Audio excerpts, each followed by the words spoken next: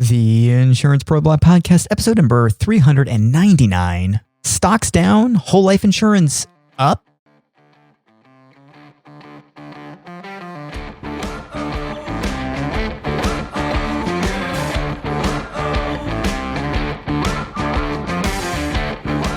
There is no asset more versatile or more protected from volatility than life insurance. Add it to your retirement plan to shield against the unknown. We've been doing this for decades. Let us help you add a layer of security to your portfolio today. Check out more at theinsuranceproblog.com. That's theinsuranceproblog.com.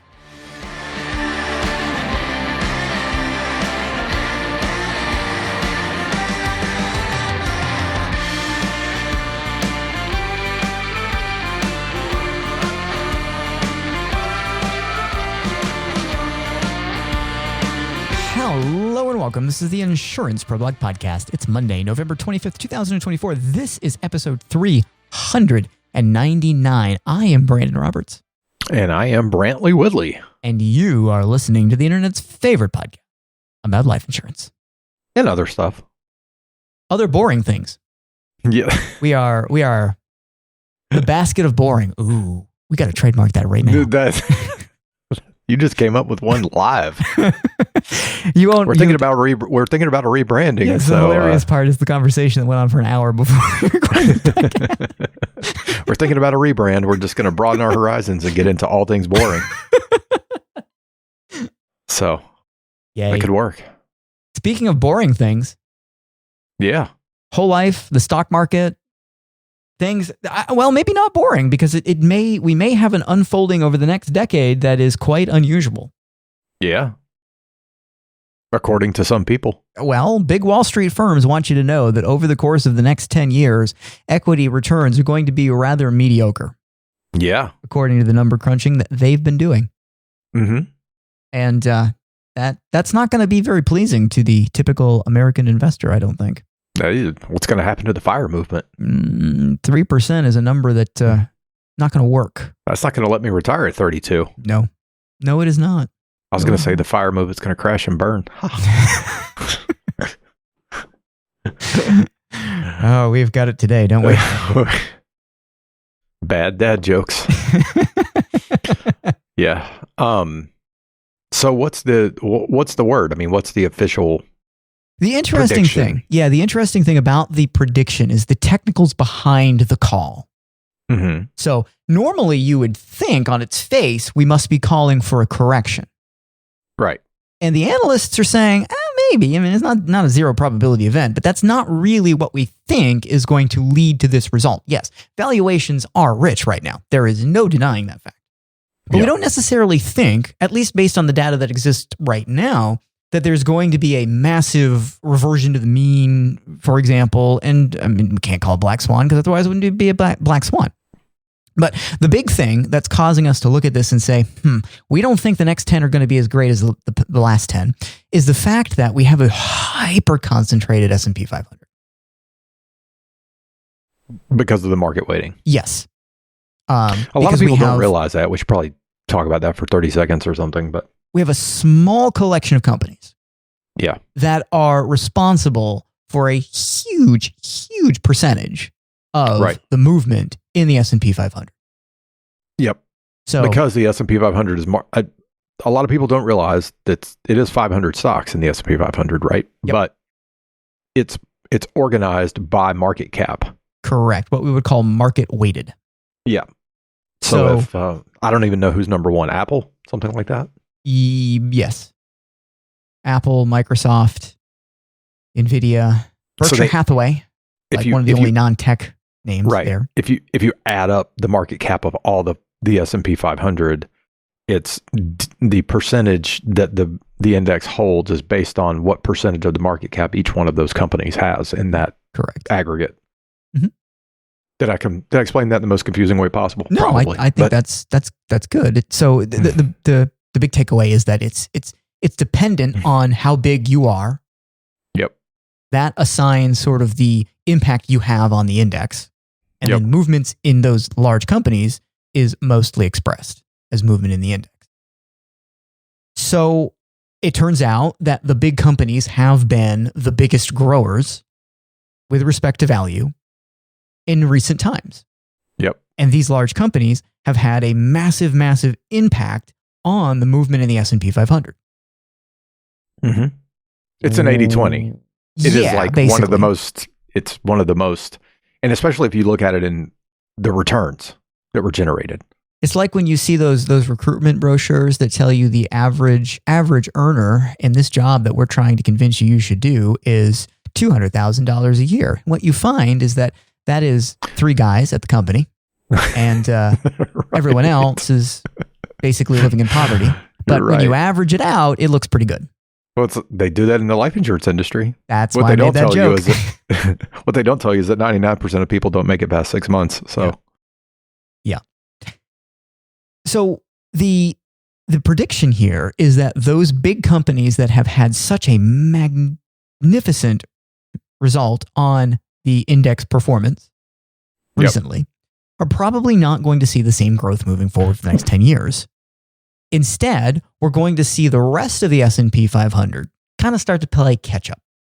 What we would call a broadening of the index. Yeah. And unfortunately, the rest of the companies in the S&P 500, they're just not going to grow at the same impressive rates. This is the opinion anyway. Yes. So that means we just won't see the same sort of explosive growth over the next 10 years by virtue of that. Now, this does come with a range, by the way. Mm-hmm. A range that on its high end is like 7%, on its low end is negative something. I don't remember the exact negative number that they assigned to it. And when we average it out, that's where we land at 3% being the predicted total return in the S&P 500 over the next 10 years. Yep.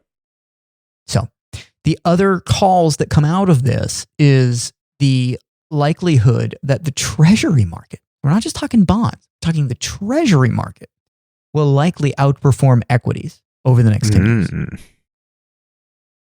Now, there's other factors at play to support that call beyond just poor equity movement. Yep. There's a lot of expectation for higher inflation and higher interest rates. Mm-hmm. And there are a number of things in place right now that do support to some degree that opinion. That there's going to be higher inflation. Right. There is a sentiment within Washington, this is both parties, by the way, that seem to be interested in what we would generally look at as pro-inflationary policy. Right. And we have a Fed that doesn't seem all that interested based on what it has signaled to date in taking that issue on directly. Right. So, in other words, fiscal policy, which is largely set traditionally by Congress, though the White House has played a much larger role in that as of late, will sort of drive the bus, so to speak, and the Fed will sit in the passenger seat and kind of make casual recommendations along the way. Yeah. So They put up the bumper pads. Yeah, higher inflation would absolutely lead to higher interest rates, which would of course make treasuries and other bond debt instruments perform better. Yeah. I'm not saying better than equities necessarily. I'm not the one making that call. I'm just saying better moving forward because of higher interest rates, higher inflation. Yep. So if you are looking to accumulate assets inside the traditional sense. We should also preface all of this by saying most macroeconomic forecasts are woefully wrong. Well, there was a call for this year, 2024, to be like a 5% up year. For the S&P. Yeah. Yeah. So they were off by 20%. Yeah. Depending on the day. Yep. So all of this is to sort of look at the possibility that perhaps what a lot of us have grown accustomed to, which is dumping money into an index fund and watching it grow spectacularly, might, if this prediction is correct, result in an extremely different result than most of us are expecting. Right. There are a number of things that could change this prediction. There's always the possibility that technology evolves yet further to create growth in ways that were unimaginable by the time we get to the end of the next 10 years versus what exists today. Mm-hmm. Mm-hmm. That said, there have been some pretty substantial moments of technological advancements that were still unsuccessful at moving the needle in a 10-year time frame. I think of 2007, which was the introduction of the iPhone.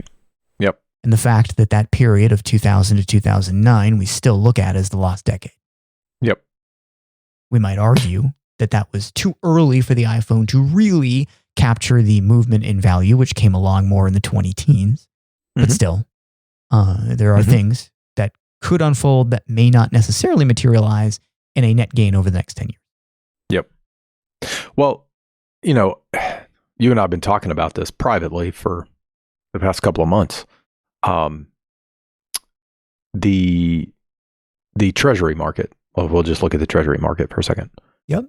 Absolutely does not believe that inflation has been squashed. No. I just pulled up because I wanted to prove my point, obviously. So I cherry picked the data that I want to look at because I'm good at this. No, but seriously, when do we have the first lowering of interest rates? In 2 months September, ago, October? A month ago. Yeah, it's September. Yeah. So the 10-year fell we were in, our high point was like in May, I believe. The 10-year was like 4.6-ish. Okay. And in September, we fell to 3.6. Yep. It's a pretty big swing. I know it doesn't sound like it to a lot of people, but that's a big swing. Yep. We're sitting at 4.4 today. Mm-hmm. And that's with another interest rate cut having come recently. Yeah. In the past few weeks. Yep. On the 7th, the target rate was reduced, I believe. Yeah. Now, so, and I'm not trying to be super nerdy. I'm just saying the markets, because interest rates are set by auction. Correct. On treasuries. So when we say the Fed's lowering interest rates, we mean it's lowering the rate at which banks borrow money. Yeah, it has nothing to do with treasury rates. Treasury rates are set by auction. Yep. But they generally reflect what economic sentiment is. Because they happen weekly, I believe, right? Anyway, point being, we've come back almost up to the high point in the past year. Yeah. Despite the fact that interest rates have been lowered twice. So the behind the scenes explanation of what's going on here is Fed is signaling, hey, we've tamed the inflation lion. We're bringing interest rates back down because we don't want high interest rates for too long. That could stall the economy. Right. Which would normally be a signal to certain types of investors, hey, we may see a slowdown in specifically the equities market. So if you're looking to go and lock in some guarantees, now would be the time to start buying bonds primarily. Yep. In order to buy yields that are going to go away soon. Right. And that's not happening. The markets are going, we don't believe it. Right. So they're continuing to park money elsewhere and not. Because when you see treasury rates go higher, that just means there's not as much demand. Yep. Correct. That means the treasury is having to pay more interest to get people to buy the debt. Yep. That's the overly simplistic third grade explanation of what's happening. But and we're seeing the same thing unfold in the bond market. Yep. Now, the general corporate debt bond market does not follow lockstep with treasuries. No. But it tends to move in similar directions. And we've not seen the bond market move outside of what we're seeing happening in the treasury market. Yep. So the belief here is that we're not done with higher interest rates. Yep. They have more room to go up. And there's not a compelling case at this point to move into debt instruments to lock in gains, which would perhaps suggest that general investors are not necessarily buying into the belief that we are looking for a 3% total return over the next 10 years. Right. Because if they believed in that, we should see downward pressure on bond yields, treasury yields. Yeah. Yep. Agreed. Well, I mean, look, I think you could go talk to anyone on the street who couldn't tell you what a 10-year bond was and ask them if they thought inflation had been erased. They're like, what are you talking about? I just bought lunch at McDonald's and it was $14. Right. Oh, you bought it for your whole crew? No, that was just me. Right. That was a Big Mac meal. Yeah. So now, if this prediction is correct, if you are worrying, well, what happens if the next 10 years are only 3%? Because that's not good. Within this call is the idea that equities could, over this 10-year time frame, underperform inflation, which would be an extraordinarily unusual event. Very unusual, yeah. But if you're looking to hedge bets there, what do you do? Because in theory, if this is correct, and you buy into bonds now, there's a chance that there could be some more pro-inflationary circumstances that would result in higher interest rates, which could, in theory, push bond yields even higher. Yep.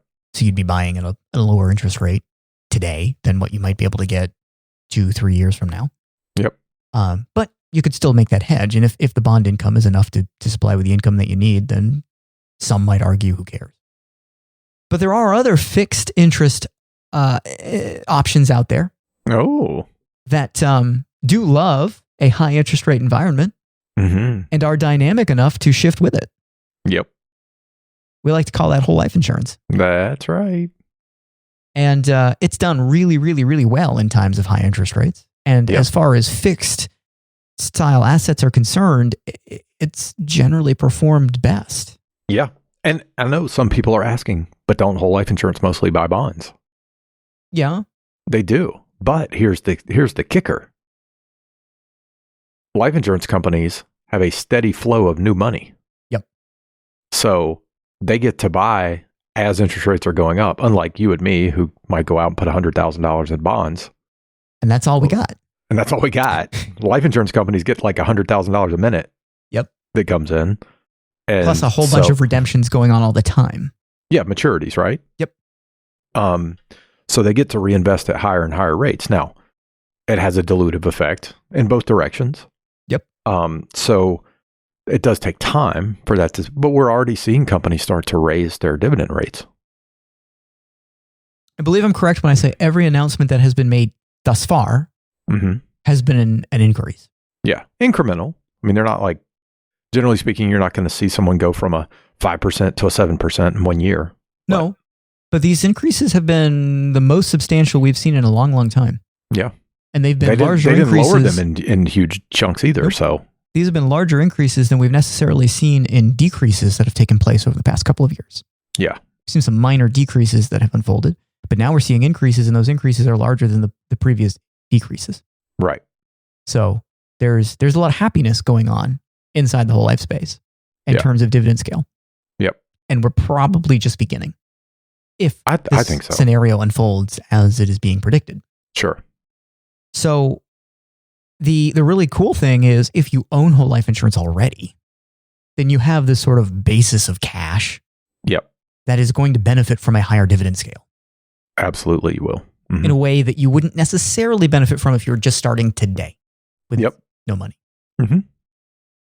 That's not to say that you've missed the train if you don't already own whole life insurance.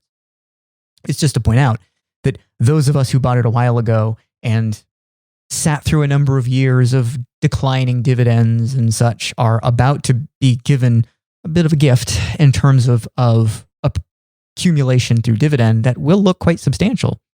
And with higher amounts of cash, therefore meaning higher amounts of dividends due as scales increase, there's going to be a catch-up effect to where those policies have performed to date versus where they were expected to go 5, 10, 15 years ago.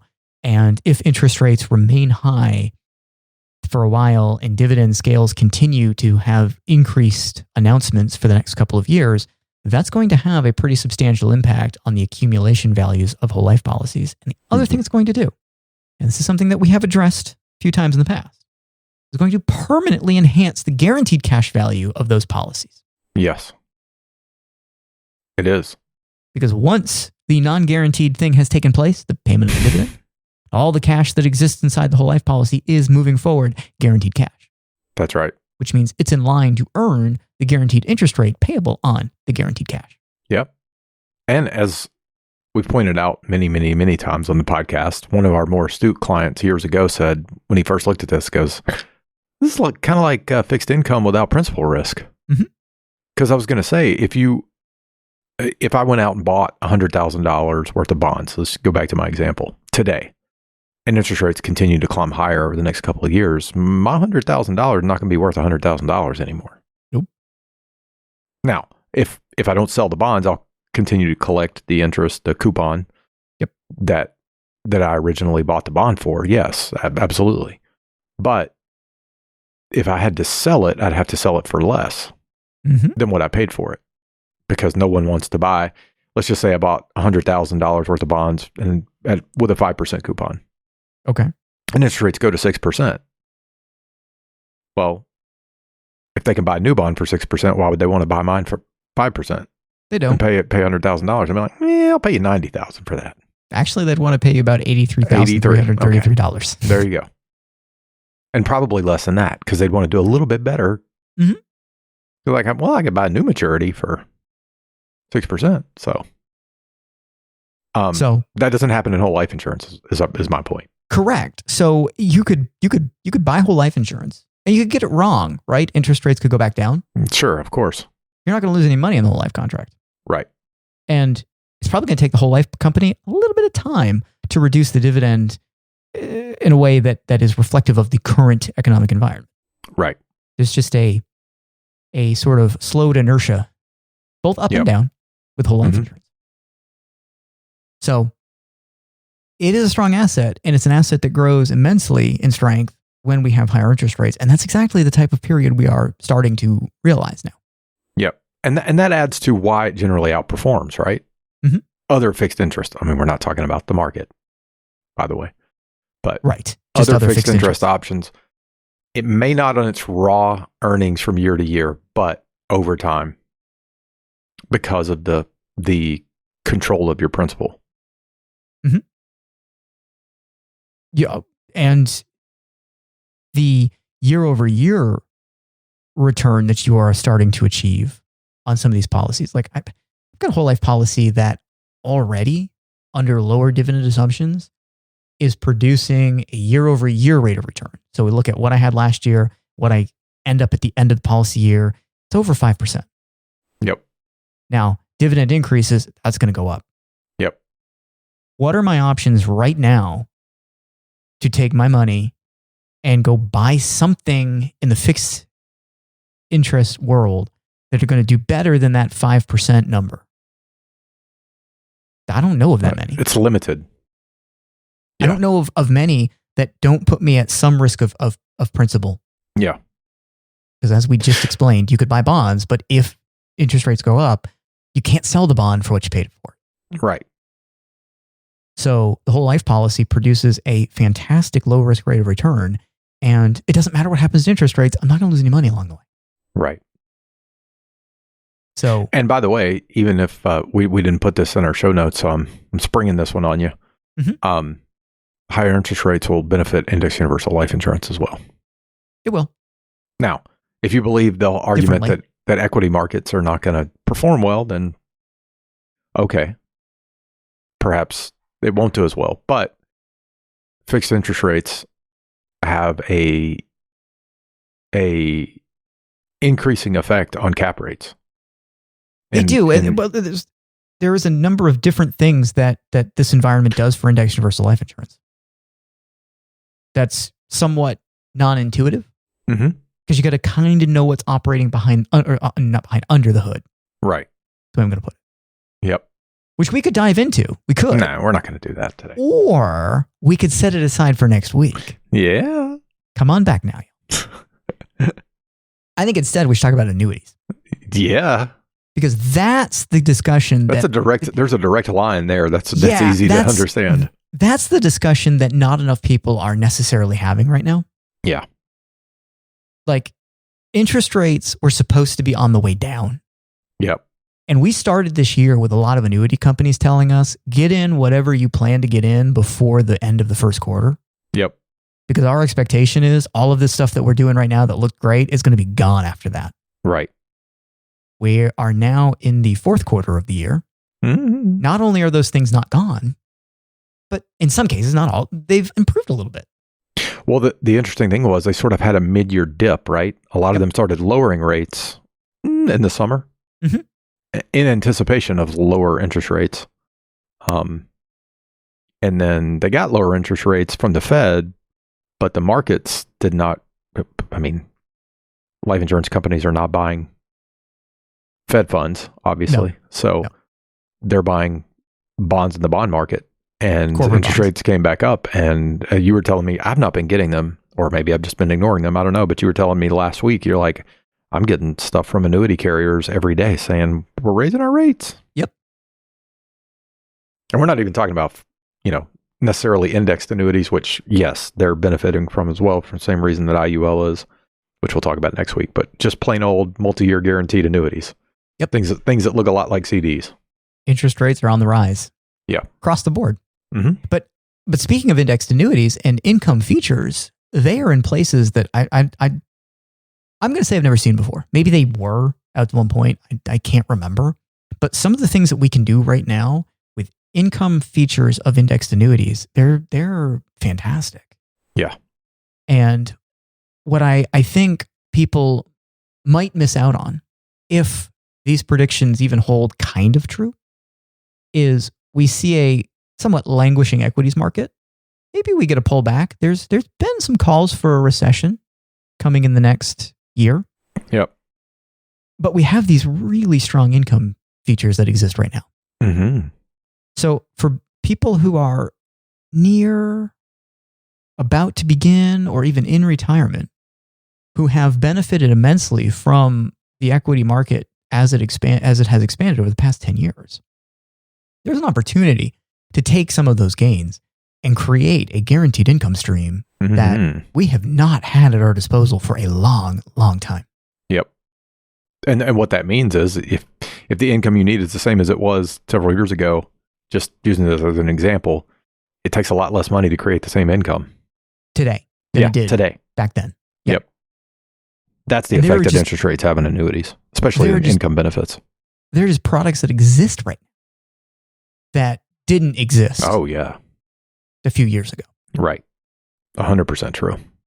So the opportunity to lock in a certain income is remarkable. Now, I know there's a question that the prudent ones should be asking, which is, well, hold on. If we think interest rates are higher, here to stay, inflation continues to ratchet up a little bit, we have potentially higher interest rates. Wouldn't it make more sense to wait a few years? Yeah, Brandon, wouldn't it? Well, if you want to risk it, go ahead and risk it. Right. But from my experience, most people who are looking for a certain amount of income get the income and don't really care what happens after. They don't look back much after that. That's kind of the whole point. So yeah, maybe. But as we started out, like this is the call from certain analysts in Wall Street firms. We're not necessarily blessing this information. All we're saying is there is a hedge against it in a couple different ways. Yep. Whole life insurance is one option. Annuities for income is another. And oh, by the way, annuity income benefits are at a place we haven't seen them in quite a while. Yep. So, and I will say this too, just as a warning, I suppose. When annuities turn in terms of when they decide we can't afford to support those interest rates going forward, not meaning everyone who already has a contract is guaranteed, of course, but on new money, when they change, it changes quickly. It's not like they're like 6 months from now, we're going to have to reduce these benefits. the end will be more abrupt than the series finale of The Sopranos. It'll be more disappointing than Game of Thrones. Yeah, I mean, it usually when we get notification that they're lowering interest rates, it's like in 10 days. Yeah. Or 2 weeks.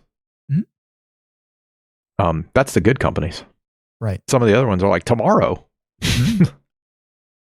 And again, I want to reiterate, that doesn't mean that affects the people who currently have the products that were bought at higher rates. Yeah. But on new money. But the deals will be the deals until they're not. And we won't have a lot of time to prepare. Right. Right. And you don't know if the money that you were thinking about transferring over is going to be available, or, oh, well, it's kind of down right now from where it was. And we've seen a lot of that over the years. Mm-hmm. We have. I want to wait for it to come back up. Well, the annuity company says you got 10 days. Yep, you do. So. Okay. So market might be in for somewhat disappointing results for the next 10 years. We don't know. But regardless, there are options to hedge. If the market does well, these things aren't going to blow up. I hope. Well, and we're seeing opportunities right now that we've not seen. That's the one message that we probably missed as far as focusing in on. You could do some of these other things, whole life insurance or annuities. And if the market explodes over the next 10 years, neither one of those products is going to be hurt by that. No, definitely not. If this prediction is correct, both of those options are going to boom under those conditions. Yep. So the worst case scenario is just good. Yeah, that's true. And we're seeing in both of those products, whole life insurance, annuities, we're seeing opportunities we haven't seen in 12 years since you and I have been working together. Mm-hmm. Okay. All right. I think that's good enough for today. Okay. So I am Brandon Roberts. And I'm Brantley Whitley. And we will see you next week.